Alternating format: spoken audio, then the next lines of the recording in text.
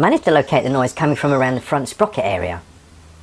So what's going on now? Well, I've taken the sprocket off, I've taken the sprocket cover off, chain guard and the rear hugger to have a good look at the whole back end. And the chain is like, has that much slack in it, about six, well, it goes all the way up to the swing arm, and in it you can push it down about 2 centimeters. Hello out there and welcome back to the channel. Today I want to talk to you something for Tiger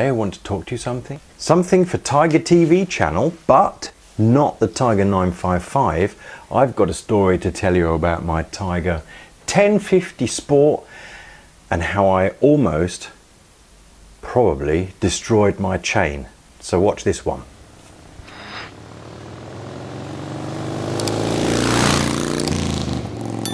Right guys, well, a little story for you. It's almost embarrassing, but you know, these are the things that happen in life. So I'm a bit of an all year round rider, and I like to ride in winter. And in winter I come down to the garage. I've got my well, I'll take you with me. So I come into my garage in the mornings, pick up my helmet, put on a scarf, put my gloves on, sit on the bike, and then off I go. Now that particular morning, what happened was I had put my scarf, but it was a different one, on the seat when I came home from work. I don't know why, but I put it there, right? Now when I came to ride to work the next morning, that was missing. So that scarf that I usually wore, which I really liked in the winter because it had like a windbreaker, like a bib, nowhere to be found. But the day before I had also taken a handful of scarves and balaclavas, put them in the wash. So I'm thinking, I've thrown it in the wash. So I rode to work. It's only about 4 or 5 miles away. And when I came home, what I do is I drive towards the garage, turn around, get off, and I roll the bike back into the garage backwards. I wanted to roll the bike into the garage and I couldn't move it. I couldn't move it a centimetre backwards. I think, oh my God, what's happened? You know, and I did hear the chain make a funny noise on the way home, just before I got home. So of course, you know, your mind's racing, what's happened? And as I was looking at the bike, I saw in one of the chain links, like a piece of material. So what's going on? Well, I couldn't have been more unlucky. I mean, I've taken the chain guard off now because I've done some work, but there's a little tiny gap between the front chain sprocket and the frame. And what happened was, because the bike was on its side stand, the balaclava had slipped off the seat and fallen onto that chain guard. And when I rode to work in the morning, it pulled it in. Now on the way to work, nothing happened. Now this is starting to get entangled around the sprocket now, and on the way home I think what happened was I did actually hear the chain slip off the sprocket at one point. So I took the front sprocket cover off, and there it was. There was my balaclava, all minced up and chewed up. I've thrown it away now. I would like to have shown it to you, but it was completely wrecked, obviously. Chain was clean. And that was the end of that episode. So why am I telling you this? Well, I do tend to ride a well-maintained motorbike. And about a week ago, coming home from work, whilst I was decelerating, so I was riding and then slowing down but not pulling the clutch, just letting the engine brake, I suddenly heard like some sort of high-pitched chain rattle, which actually sounded very much like a cam timing chain or something, and I got a bit worried about that. So I was very aware of this noise driving back and fro to work for the next couple of days, trying to locate the noise, and I managed to locate the noise coming from around the front sprocket area. So I thought, what's going on now? Well, I've taken the sprocket off, I've taken the sprocket cover off, chain guard and the rear hugger to have a good look at the whole back end, and the chain is like, has that much slack in it, about six, well, it goes all the way up to the swing arm, and in it you can push it down about 2 centimeters.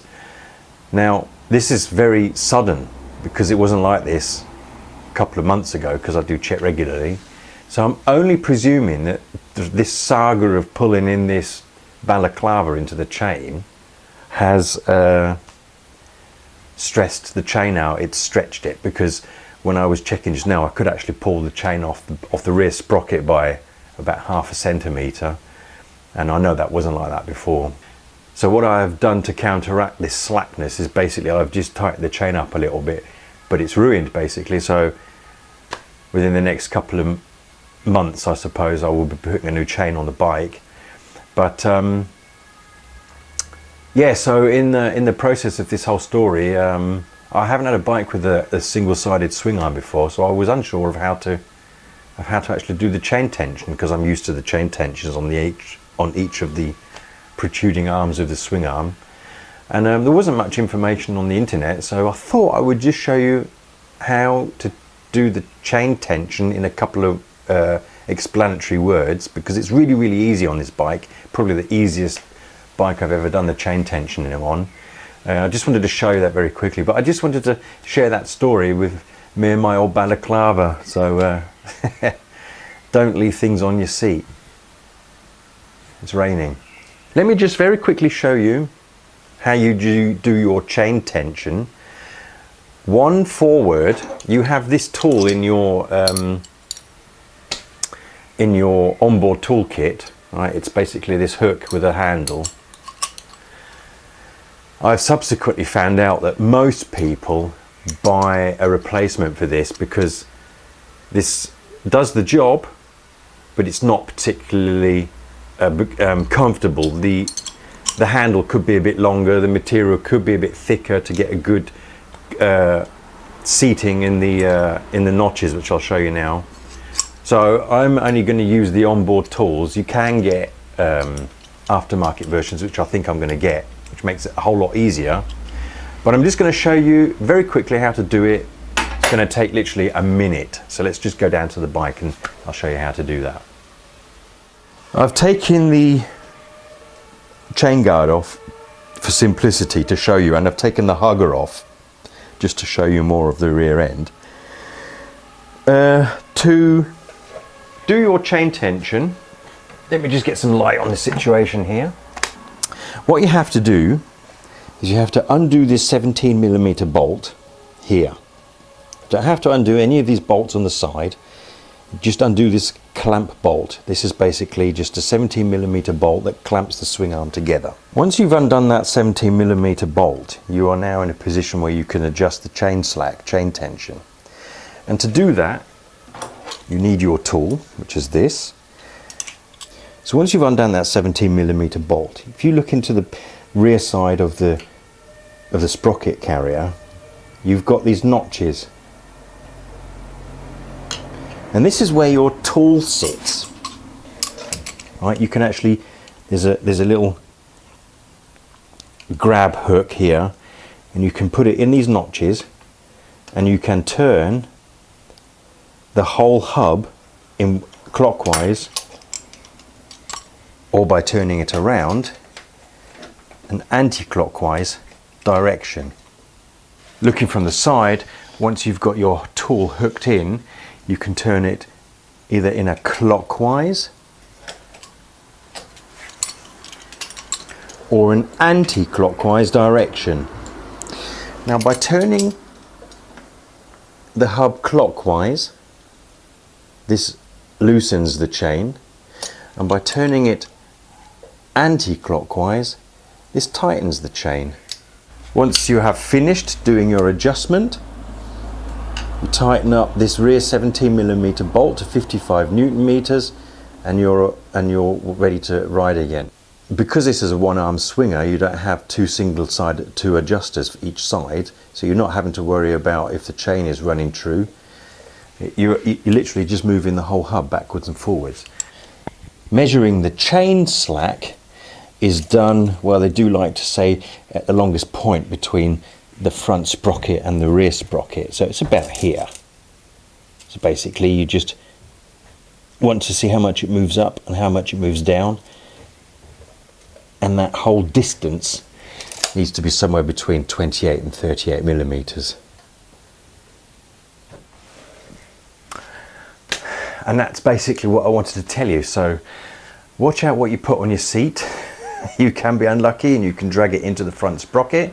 And if you have pulled something into the front sprocket, I don't know why I didn't think about it, to be honest, but I suppose it's logical. That front sprocket was so covered with all that material that the chain it probably stretched immensely.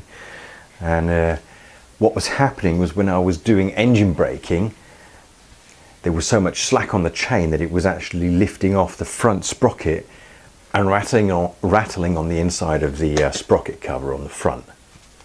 Right, so it was under here, it was rattling underneath here. So that's it for today. Just a quick one on watch out what you do with your chain, and if you do get something in it, then check it for stretch, which mine has obviously done. As I say, new one coming, but I just wanted to show you that. Sometimes we're a bit dipsy, aren't we? Right guys, stay safe. See you in the next video.